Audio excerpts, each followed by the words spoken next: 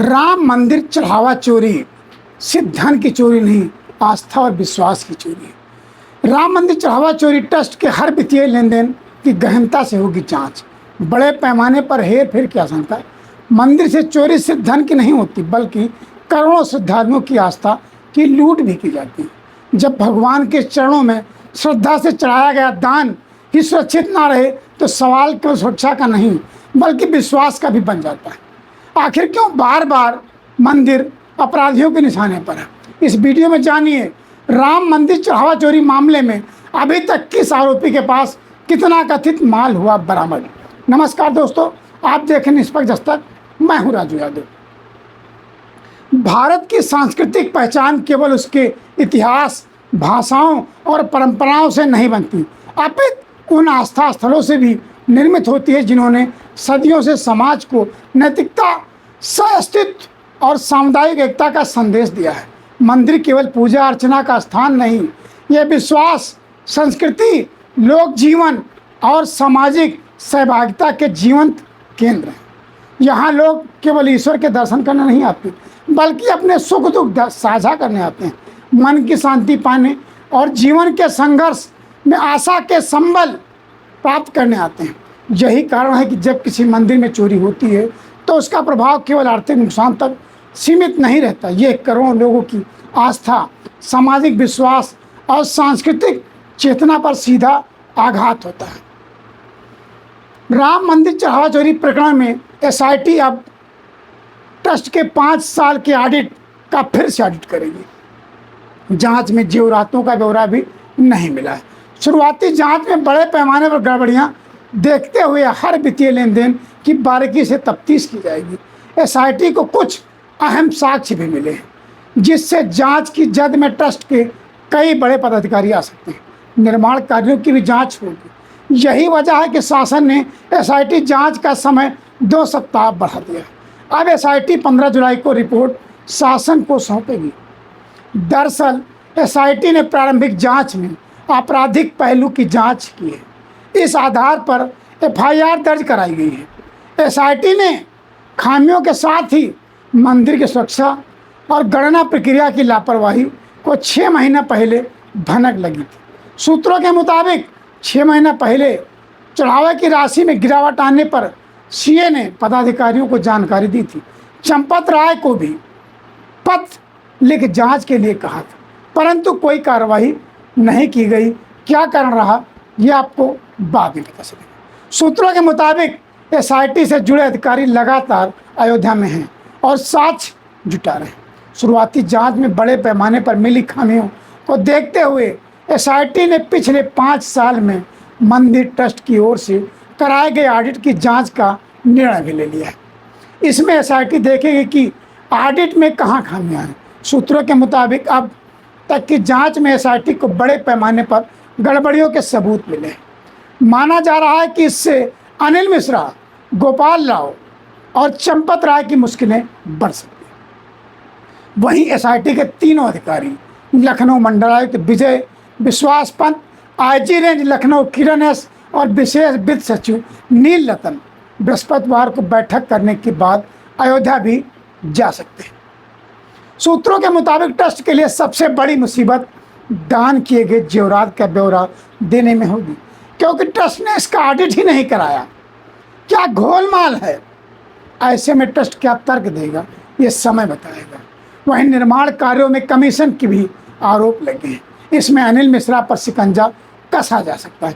Audit में खामियां की चर्चा पहले भी रही है, लिहाजा विस्तृत रिपोर्ट उसकी और परतें खोलेगी। अब ऑडिट में राम मंदिर चोरी का बड़ा खुलासा होगा। अविनाश शुक्ला के कमरे में मिला रामराज कोष लिखा संदूक। राम मंदिर चढ़ावा चोरी के आरोपी अविनाश शुक्ला के कौशलपुर स्थित श्याम साधनालय योग केंद्र में उसके कमरे में रामराज कोष लिखा एक संदूक मिला है। उस पर क्यूआर कोड भी लगा है।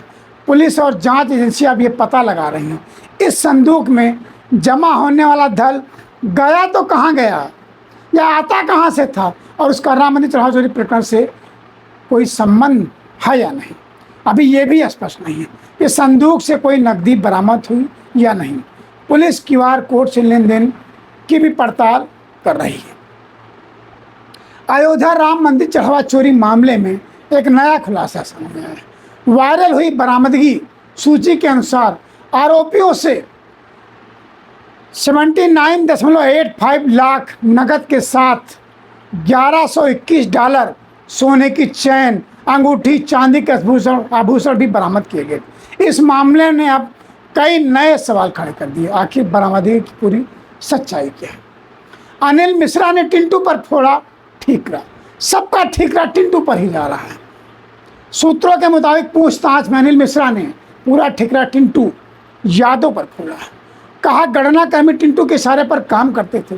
अनिल मिश्रा ने अपनी भूमिका पूरी तरह से नकार दी। अनिल मिश्रा से भी पूछा गया कि जब मंदिर प्रबंधन में आपका दखल था तो कैसे करोड़ों पार हो गई और आपको भनक तक नहीं लगी। इस पर अनिल मिश्रा ने कहा कि ट्रस्ट की चोरी पकड़ी जैसे ही पता चला जांच शुरू कर दी और फिर एसआईटी की मांग भी की गई। निगरानी में चूक होने की बात अनिल मिश्रा ने स्वीकारी। अनिल मिश्रा कई मामलों में के जवाब नहीं दे पाए। वहीं गोपाल लाओ के भी जल्द बयान दर्ज किए सकते। सारा ठीकरा यादव पर सब लोग क्यों फोड़ रहे हैं? क्या जात देखकर, धर्म देखकर या फिर सच्चाई जानकर? टिन्नू ने किया विश्वासघात, सपा नेता को दी सूचना, चंपत राय सेकंड। अरे टिन्नू ने तो सच बोला, सच उजागर किया। अगर किया भी तो उसमें विश्वासघात की बात कहाँ से आ गई? पुलिस ने जब चंपत राय से पूछताछ की तो उन्होंने कहा कि उनकी चढ़ावा चोरी में कोई भूमिका नहीं। जानकारी मिलते ही वो सक्रिय हुए और संदिग्ध को पकड़ा, एफआईआर भी कराई। उन्हें स्वीकार किया कोई हेर फेर ना हो, इसकी जिम्मेदारी उनकी थी। टिन्नू यादव बहुत पहले से जुड़ा था, उसने गलत किया, इसकी उम्मीद नहीं थी। वहीं उन्होंने एक सपा नेता का भी मामले में जिक्र किया। पुलिस ने पूछा रिश्तेदार ये जानने वाले को काम पर किस तरह रखा गया? चंपत राय ने कहा जरूरतमंदों को काम दिया, इसमें केवल मैं ही नहीं ट्रस्ट के अन्य सदस्य की भी भूमिका रही। टिन्नू ने एक सपा नेता को मामले की जानकारी दी थी, तभी से मामले ने तूल पकड़ा। वो चोरी पकड़ने के बाद एफआईआर दर्ज करवाने गए, लेकिन फिर दर्ज नहीं कराई। क्या करना, इसके पीछे वजह स्पष्ट नहीं लगे। चंपत राय ने कहा कि अयोध्या में उनकी सेवा पूरी हो गई और वो कलंक लेकर नहीं जाएंगे। उन्होंने ये भी कहा कि अनेक भरोसे के साथ विश्वासघात हुआ। यूँ कहे उनके भरोसे के साथ बड़ा विश्वासघात हुआ। जानिए राम मंदिर चढ़ावा चोरी मामले में किस आरोपी से कितना कथित माल बरामद हुआ है। राम नाम की लूट है, लूट सके तो लूट। कौन कितना लूटा आप देखिए। शुक्ला 20,49,220 रुपये और 1121 अमेरिकी डॉलर, एक चांदी की धात, सोने की 2 चैन और एक अंगूठी शुक्ला जी से बरामद होती। अंकल्प मिश्रा 16,82,000 रुपये लूटे। लवकुश मिश्रा भी पीछे नहीं रहे, 14,25,000 रुपये लूटे। रमाशंकर मिश्रा जी 7,32,000 रुपये। वहीं रमाशंकर यादव टिन्नू जो सबसे ज़्यादा चर्चित हैं, सबसे ज़्यादा आरोप उन्हीं में लग रहे हैं क्योंकि यादव हैं, उन्होंने सिर्फ 1 लाख रुपए की अब तक लूट सो हुई है। करुणेश पांडे जी 18 लाख लूट चुके हैं। मनीष यादव 2 लाख। कुल बरामदी 79,85,000 रुपये और 1121 डॉलर। सारे सवाल आखिर टिन्नू यादव पर क्यों आकर पूछे? लूट तो सब ने की है, बाकी का नाम क्यों नहीं आता? जांच का विषय।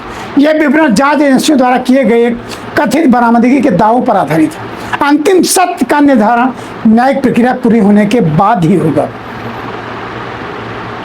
जनकपुर में की पीड़ा, बेटी के ससुराल में हुई चोरी कैसे न होती। सीता माँ के मायके के लोग दुखी हैं। नेपाल के पवित्र नगर जनकपुर में भी अयोध्या के राम मंदिर चढ़ावा चोरी प्रकरण को लेकर गहरी चिंता और भावनात्मक प्रतिक्रिया देखने को मिल रही है। जनकपुर के लोगों का कहना है कि यह केवल एक मंदिर की घटना नहीं बल्कि उनकी बेटी माता सीता के ससुराल से जुड़े आस्था का प्रश्न है। सोशल मीडिया पर प्रसारित एक इंटरव्यू में महंत राम तपेश्वर दास ने कहा कि श्री राम के भव्य मंदिर निर्माण के लिए जनकपुर धाम से श्रद्धा और प्रेम के प्रतीक स्वरूप अनेक बहुमूल्य उपहार भेजे गए। शिलान्यास के अवसर पर 5 किलो चांदी की ईंट, प्रभु श्री राम मंदिर ट्रस्ट को समर्पित की गई। जनकपुर के श्रद्धालुओं का कहना है कि जिस घर में हमने अपनी बेटी सीता को विदा किया, उसी घर से अगर भगवान प्रभु श्री राम के नाम पर चढ़ावे के उपहार और आस्था की अमानत गायब होने की खबर आए, तो ये खबर जनकपुर वासी के दुख और पीड़ा का विषय है। नेपाल से लेकर भारत तक करोड़ों राम भक्त यही प्रार्थना कर रहे हैं कि भगवान प्रभु श्री राम नगरी में चढ़ाई गई श्रद्धा की हर अमानत सुरक्षित लौटे और सबके सामने है। पुलिस ने भी कर्तव्य निष्ठा के साथ जांच शुरू कर दी। पुलिस ने मांगी 48 घंटे की कस्टडी रिमांड। जेल में बंद आरोपी अविनाश शुक्ला को 48 घंटे की कस्टडी में लेकर पूछताछ करने के लिए पुलिस ने कोर्ट का दरवाजा खटखटाया। विशेष न्यायाधीश भ्रष्टाचार निवारण की अदालत में दायर रिमांड अर्जी पर बृहस्पतिवार यानी आज सुनवाई होगी, जहां कोर्ट इस पर फैसला करेगा। शुक्ला जी की लूट भी उजागर होगी। अखिलेश यादव ने कहा कि अब राम नाम की लूट पर भाजपा सांसदों को तोड़कर संविधान बदलना चाहते। पहला नाम मर्यादा का श्री राम है, दूसरा संविधान है, और भारतीय जनता पार्टी दोनों को दगा दे रही। जो जनता ने वोट से बचा लिया, जो जनता ने वोट से संविधान बचा लिया था, अब बीजेपी सांसदों को तोड़ करके संविधान बदलना चाहती है। और ये बड़ा सवाल है। और यूं तो हम कहें कि मर्यादा का पहला नाम तो पहला भगवान प्रभु श्री राम है और दूसरा नाम मर्यादा का संविधान है, और भारतीय जनता पार्टी तो दोनों को दगा दे रही है। भाजपा के लोगों को अपना नाम भाजपा की जगह भाजपा कर लेना चाहिए। भाजपा के लोगों को अपना नाम भाजपा की जगह भाजपा कर देना चाहिए। प्रभु श्री राम इतने दयालु हैं, अगर सीसीटीवी बंद कर दें तो कुछ देर के लिए अपने आप चढ़ावा वापस आ जाए। प्रभु श्री राम इतने दयालु हैं, मर्यादा पुरुषोत्तम राम के बारे में पूरा देश दुनिया यही जानती है कि अगर सीसीटीवी बंद कर दें ये लोग और आंखें बंद कर लें कुछ देर के लिए, तो अपने आप चढ़ावा वापस आ जाएगा। प्रेम दया अपनापन हमारे बीच रहे, हमारे देश की हिंदुस्तानियत बनी रहे, यही प्रभु श्री राम से मेरी प्रार्थना। प्रेम दया अपनापन, प्रेम के पीडीए, प्रेम दया अपनापन हमारे बीच में रहे, हिंदुस्तानियत रहे, हमारी जो मिली जुली संस्कृति है वो बची रहे, हमारी मेल जोल की जो परंपराएं रही उसको हम और बढ़ाएं, गंगा जमुनी तहजीब हमारी और मजबूत हो। चोरी के आरोप में भी पीएम की संलिप्तता क्यों न मानी जाए। आरपी गौतम का कहना है, कांग्रेस के नवनियुक्त उत्तर प्रदेश प्रभारी राजेंद्र पाल गौतम ने आरोप लगाया है कि मंदिर से लेकर ट्रस्ट बनाने तक का कार्य प्रधानमंत्री नरेंद्र मोदी के नेतृत्व में हुआ। वो इसका श्रेय लेते हैं, फिर चंदा चोरी में उनकी संलिप्तता क्यों न मानी जाए, ये इसका श्रेय क्यों नहीं ले रहे हैं। मामले को दबाने के लिए छोटे कर्मचारियों को जेल भेजा जा रहा है। उन्होंने चंपत राय की सुरक्षा व्यवस्था पर भी सवाल उठाए हैं। आखिर बड़े लोगों की सुरक्षा व्यवस्था और छोटे तो जेल।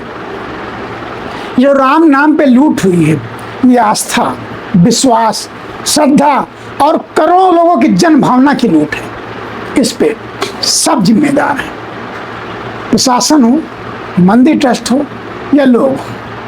आखिर कहते हैं प्रभु श्री राम मर्यादा पुरुषोत्तम राम, जो किसी एक अदने के कहने से सब कुछ छोड़ दिए थे, पुरुषोत्तम प्रभु श्री राम कहलाए थे। आज उन्हीं की नगरी में, उन्हीं के मंदिर निर्माण में अर्पित किया गया श्रद्धा भाव से चंदा चोरी हो रहा है। ये तो सिर्फ कहा जाए तो राम के नाम पर लूट हो रही है और करोड़ों अरबों श्रद्धालुओं के साथ अत्याचार हो रहा है। उनकी श्रद्धा का गला घोटा जा रहा है, उनकी श्रद्धा का अपमान किया जा रहा है। आखिर कब तक चलेगा? आखिर इस लूट पर कितनी देर में होगी कार्रवाई? लूट की चर्चा कहते हैं मुझे पहले जानकारी थी, जांच शुरू कर दी लेकिन एफआईआर नहीं कराते। जानकारी सब है, एफआईआर नहीं होती। यानी कि अंदर खाने जांच हो जाए पता चल जाए, मामला उजागर ना हो। लेकिन कहते हैं ना, पुरुषोत्तम प्रभु श्री राम, मर्यादा पुरुषोत्तम श्री राम, सिया के राम, जन के राम, आम जन के राम, सबके सुख दुख के भागीदारी प्रभु श्री राम के प्रांगण से जो चोरी हुई है वो ऐसे नहीं है, उसके पीछे बड़ी साजिश और बड़ी चैन हो सकती। इसके तार बड़े लंबे हो सकते, लेकिन सनातन में चोरी सनातन का अपमान है, श्रद्धालुओं का अपमान है, श्रद्धा का अपमान है। लेकिन जब मर्यादा पुरुषोत्तम राम का कहे टूटेगा और जो लोग चोरी किए हैं उन पर उनकी कुदृष्टि पड़ेगी। भाजपा के एक विधायक ने कहा है कि चोरी करने वालों को कैंसर होगा। क्या होगा ये वक्त नहीं करेगा, लेकिन हाँ, जिस श्रद्धा भाव से हम अपने आत्मीय, अपने इष्ट, अपने देव को पूजते हैं, अगर उसी दर से चोरी होती है तो मेरे विश्वास को ठेस और बड़ा दर्द होता है।